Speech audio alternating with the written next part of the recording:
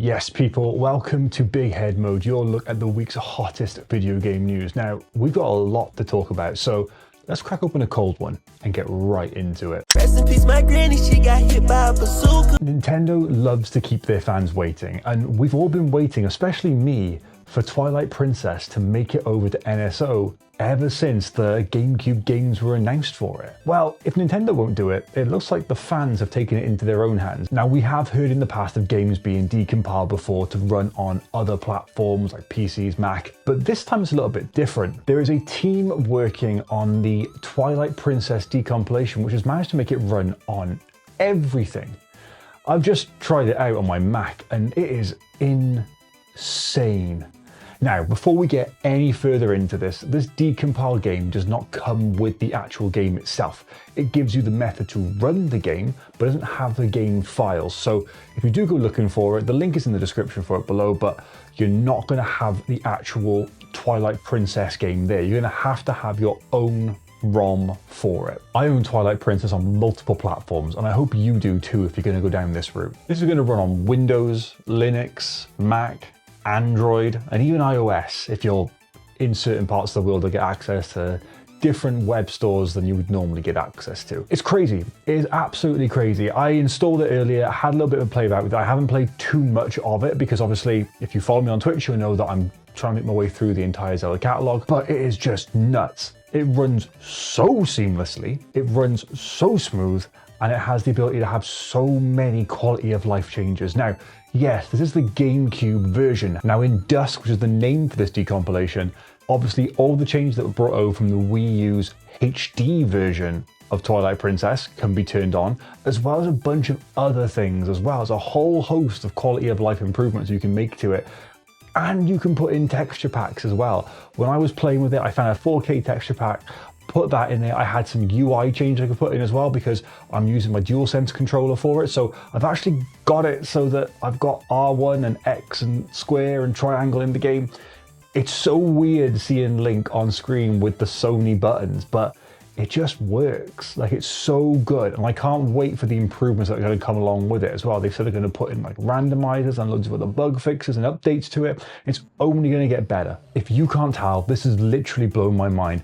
Playing that game with frame rates of up to 120 frames a second, textures that are up to 4K, hell, even 8K it can support, texture packs on it. It is insane. It is gorgeous. And if you have the facilities, check it out. All the information that you need is on their website. And I just really hope Nintendo give us an official way of playing this on our Switch 2s, because I've seen they're trying to get the GameCube controller that came out for the Nintendo Switch 2 to work on anything else other than the Switch 2 is a bit of a pain in the butt. So if I can get an official version of it with that, then it'll be a plus. But this is just incredible. This is absolutely amazing, and I fully recommend you check it out. Forza Horizon 6 has taken the internet by storm, as some people arguing, can a racing game be Game of the Year?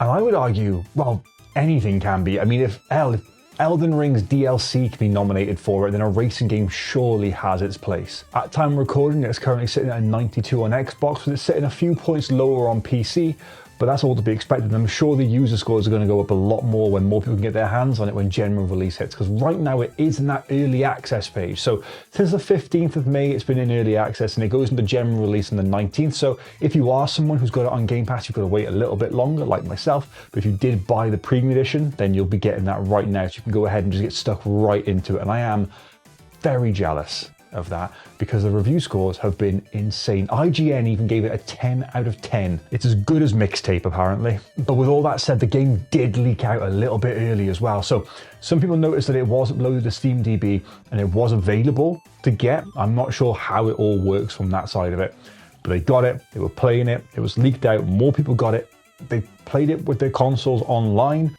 which baffles me. Like, why would you do that? However, Playground Games, the developers behind it, have come out and said that having it on Steam and the way that it was done there was not the cause of the leak. However, they are taking it very seriously and have dished out bans that account to nearly 8,000 years per account and device that were affected by it. Maybe GTA 7 might be out by then, who knows. What makes this a little bit worse though is one of the people that was banned has apparently been very vocal about how he's actually circumvented said ban. I don't know, it just screams weird to me that we would brag about this stuff. I don't really get the showboating on it. I don't really like it when games leak out early, especially because it just causes more problems down the line with future DRM and future things like that that just we, the normal consumer, don't want to have to deal with. That sort of grey, messy bit to the side, Forza Horizon 6 looks incredible. I've been booting up my Xbox this week, I've got it preloaded, I'm ready to go, I'm waiting, I just want to get there on the 19th and just start racing again and have some fun with it because I absolutely loved 5, so I'm really hoping I'm going to enjoy 6 as well. And from everything that I've seen, I can't wait. Do you remember when Sega announced their Super game almost 5 years ago? Probably not, because we haven't really heard much about it or what a Super game was. Well, you haven't got to worry about it anymore because it's been cancelled, which normally when a game gets cancelled is a little bit of, oh no, what's going on, like why has that happened? But we didn't know anything about this really. We just knew it was going to be their sort of big game as a service type of deal where they wanted to have this live service game which they could constantly add things to and have this whole new world built around it, and they've kind of pulled the plug on it. And I'm going to be honest, I'm quite thankful of that. When I first heard the announcement, it was followed by a bunch of trailers for things like Jet Set Radio, Golden Axe, Shinobi, and Crazy Taxi. Now, we've already had Shinobi. Really do want to get our hands on the newer versions of Golden Axe, Jet Set Radio, and Crazy Taxi though. So if they can come out, aside from this, it's going to be brilliant. And I think they are still going ahead as normal as planned. So I originally thought that this Super game was going to be like this live service, arcadey style experience to access these new retro titled games. And it's quite thankful that these games are going to be available separately and not going to be attached to this service. We've seen games as a service recently come under fire because, let's be honest, they can't really cut the mustard. You've got things like Fortnite, which are doing incredibly well. You've got Warzone, which somehow, despite all the bugs, still maintains a high player base and still has me in a chokehold. But then you get games like Marathon, and you get games like Concord come out, and you get games like Highguard come out. And this is not going to be the first time in this video we're going to talk about those games, but you can see where I'm going with this, where they don't have the staying power. So it's quite good that Sega kind of went, hold up, let's reevaluate a few things here, pulled the plug on that, and they're now focusing on making those games sole experiences. I have heard that there's probably going to be some games of service thing that they are looking at in the future, but for now, this Super game has been panned. But hopefully that means we're not too far off getting our hands on Crazy Taxi and Jet Set Radio. Valve can do no wrong, it seems. Even when they mess up, they still do right, which is just wild. Now, we've reported on Reddit that a Hungarian user had purchased a Steam controller, and I'm not jealous that you got your order in. And unfortunately, instead of being sent to Hungary, they were sent to the UK, which means that if you don't know your geography, that's nowhere near Hungary. So to compensate for it, Valve actually gave this user a free game of their choice. And who can blame them for choosing Forza Horizon 6 as their game? This is just another instance of Valve doing good by their user base, doing good by their consumers, and just showing what you need to actually continue to have the trust of your fan base. There's a reason why people have been using Steam for almost 2 decades now. It is insane the grip that they have on PC gaming, but also the way that they respond and the way they look after their fan base just shows how much they care about it. People have said online that this was too far, they should have only given it $5 to $10 in credit and whatnot. And I say, maybe, like it is setting a standard, or is it setting a standard? Let's be honest, it's probably not. But also you gotta think this person purchased hardware, brand new hardware that was really hyped up, and they're not going to be getting their hands on it. They're going to have to wait even longer, either for a redirection on that delivery or for a new one to be sent out when they get them, because I'm still waiting for my payment link to be sent for this next batch. Personally, I think it's a really good way of keeping your fan base's trust and, you know, ensuring that that user doesn't feel too hard done by. I'm all for it. And another little fun thing with the Steam controller that's been discovered is if you drop it multiple times into a soft service, I'm emphasizing soft service on this one because I don't want people going out and dropping their Steam controller on the floor, it'll do a Wilhelm scream.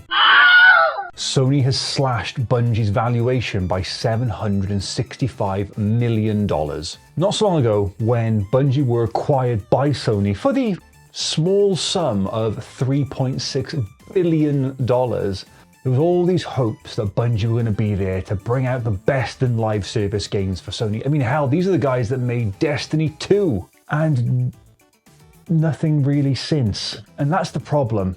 Bungie came in, they looked at what was happening at Sony, they put their expert eyes on everything, and they cancelled The Last of Us Online. They put the OK on Concord. They allowed Marathon to steal our assets and have a whole fuss with that, and now it's come out and it's got a dwindling player base. It's just weird. Like, what have Bungie actually done for Sony? It's one of the weirdest acquisitions that I think we've ever seen in the industry. One where you had so much promise.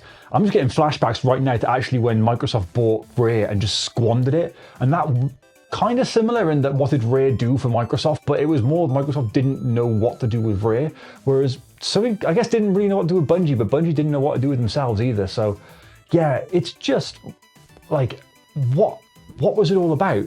Because we gained nothing from it. If Marathon is like the showpiece for it, cool, because it was in the news recently that it was stealing our assets, and there was a whole thing about that. Hell, I made a video on it. It's linked up wherever my hand, there, over that side, I think. Maybe that's, who knows. And now it's come out and the player base is just dwindling. Like, I don't know what they thought they were getting with this, or if they overestimated what they've got, but to slash $765 million off that valuation is wild in such a short space of time as well. Yeah, they're still at over $2 billion, but that is a lot to wipe off that valuation. What does this mean going forward for Bungie? We don't know. I'm obviously going to assume that Sony are going to keep them on and going to keep working with them, trying to find out what they can do. But if games as a service and live service stuff was what they were looking at from them, they've not really proven their worth here. Are we going to get Destiny 3 be a console exclusive? Who knows? I don't think so. It'd probably be a really big waste of money to do that. What are Sony going to do with Bungie is the question. And Sony has now announced the PlayStation Plus games that are coming to the extra and premium tiers. So we'll be getting our hands on Star Wars Outlaws. That game that came out not so long ago was quite a divisive game when it came out, caused a little bit of tear in the fan base, but it's an open world Star Wars game, so if you are looking to get your hands on that, it's now included in your membership. After that, we're also getting, this is probably the biggest one that we're getting this month, is Red Dead Redemption 2. That is right, Rockstar's Grand Theft Auto meets the Wild West. I've never played a Red Dead game, and I am really looking forward to getting my hands on Red Dead 2 and giving it a try, because I've heard so much good about it. I didn't have a PS4 when it came out. I never had a PlayStation 4 line, of course. That's the one console I've never owned, is a PS4. So I've never had a chance to play it. It wouldn't run on my PC, it wouldn't run on my Steam Deck. So yeah, never tried it. Really looking forward to seeing what it's like, seeing what it's all about. Probably do a little bit of streaming with it as well. Who knows? Bramble the Mountain King is another one that we're getting, which is like a 3D horror game based with sort of Swedish folklore. And from what I can tell by looking at it, it looks very similar, like in style, I guess, to Little Nightmares. We have the Thaumaturge next, and I hope I pronounced that right. I've never heard of that word before. But this is a turn-based RPG game, which is already up my street. And I've heard it described as Constantine meets The Witcher, so I don't see what's not to like there, so I might definitely check that one out. Flintlock: The Siege of Dawn is also up for grabs. Just kind of looks like a very normal mid-action-adventure RPG Souls-like game. I'm not too excited about it, but it is something that you've been looking forward to, then it's now included in your membership. And then the classic Broken Sword Shadows of the Templar Reforged is available as well, which is a point-and-click adventure game. I used to play quite a few point-and-click adventure games when I was younger on my computer, so it's nice to see this style of game is still around and still coming back. It looks like it's not trying to change anything from the original and just spruce the graphics up as well. So if you've got some nostalgia for those point-and-click adventure games, this might be worth checking out. And last but not least, we have Entoria: The Last Song, which is a game that I've wanted to play for a while now. And this is like an Italian folklore version of Dark Souls, Elden Ring type of gameplay. It looks really good. I first saw it on a video about some Dark Souls lore, and it was like an ad for that game, and it looked really interesting. And I've kind of been sort of looking at it, and when it came out, it wasn't on sort of any sort of subscription services, so I didn't get a chance to play it. And I've just been waiting since, and now it's available and I can play it, and I'm really looking forward to it. I don't know what it's going to be like. It's got some mid reviews, but a lot of the Souls-like games do. I just like the fact that it's not normal with like the lore aspect that it's gone for. And then lastly, we need to talk about the premium game of the month, which is obviously where they bring out like the classic games.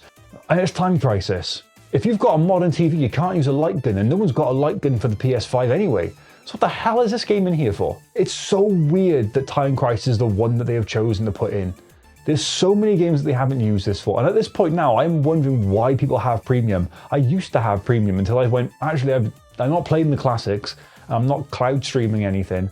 And my PS Portal is playing all the games that are on my PlayStation. So I'm not missing out on anything. Premium really does seem like a bit of a stretch right now. And unless you are someone who is using cloud gaming all the time, I don't see the point in it. And that is it for episode 10 of Big Head Mode. I appreciate all of you for watching and sticking around. There's links in the description below where you can find me. The Discord's down there as well if you want to hop in. I'm streaming on Twitch a bit more regularly now as well, playing a lot more fighting games in there, trying out some new stuff, still playing Mouse PI for Hire, trying to get more Zelda stuff in as well. There's a whole host of stuff going on right now. I'm really excited for the future of what this channel's got and the plans I've got for it as well. But I wouldn't be able to do it without all of you. So thank you to everyone who supports, everyone who watches and tunes in. If you just watch for the shorts, if you just watch the long form stuff, or if you just chat crap to me online, thank you. I appreciate you. Look after yourselves out there. Stay safe, and I'll see you on the next one.